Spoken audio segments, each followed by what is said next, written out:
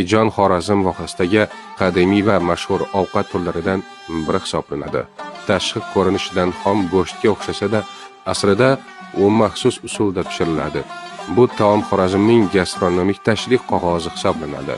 Rivoyatlarga ko'ra, kunlarning birida Xiva xonim Muhammad Rahimxon qattiq betob bo'lib qoladi. Uning ishtahasi yo'qoladi. Oshqozon ichak tizimi zaiflashadi. Turli tabiblar Feruzni davolay olmaydi. Ammo polshalik tabiblar qo'y go'shtidan bo'lgan qiyma berishni tavsiya qiladi. Tabib go'shtni qaynatib yoki qovurib emas, aksincha ziravorlar bilan urib tayyorlashni maslahat beradi. Xon ijonni iste'mol qilgach, tez fursatda sog'ayib ketadi.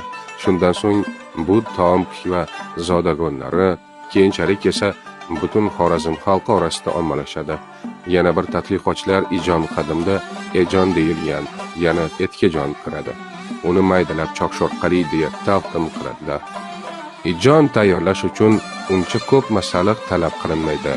Asosiy masalliq bu go'sht, bundan tashqari ozgina ziravorlar, o'simlik yog'i, piyoz, suv kerak bo'ladi. Ijon asosiy ovqat turi hisoblanmaydi. U asosan mehmonlarga asosiy taom oldidan tortiladi. Ijon faqat Xorazm oshxonasida uchraydi. Ijonni xivaliklar o'z maromiga yetirib tayyorlaydilar.